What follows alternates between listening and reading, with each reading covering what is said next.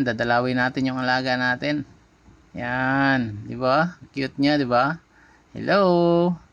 Hello, baby.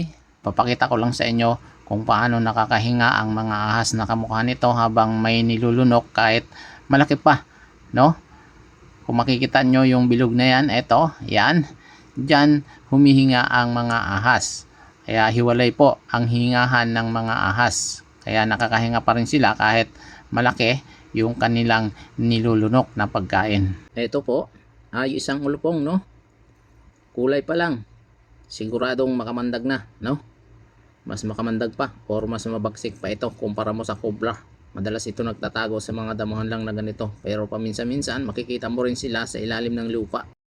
Uy, King Cobra, huli ka ngayon. Ang laki. O ano, laban ka? Akala ko ba naman matapang ka? O sige nga. O, laban tayo. Sige.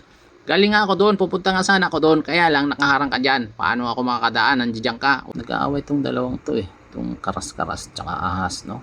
Karas-karas kasi tawag sa amin ito.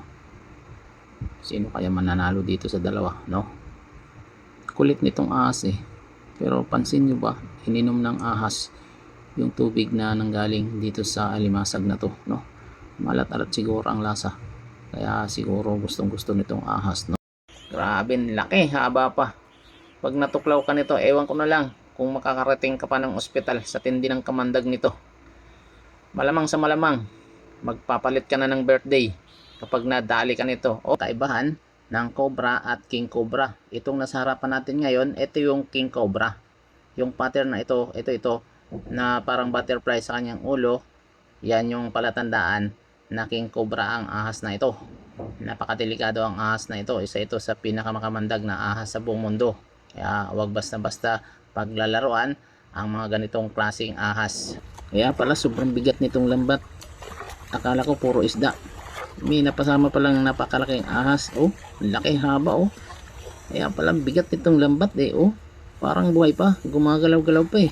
Kung gusto mo pa ng totoong kwento ng mga hayop na mas nakakatakot kaysa sa pelikula, mag-subscribe lamang sa aking YouTube channel at Tom Official PH.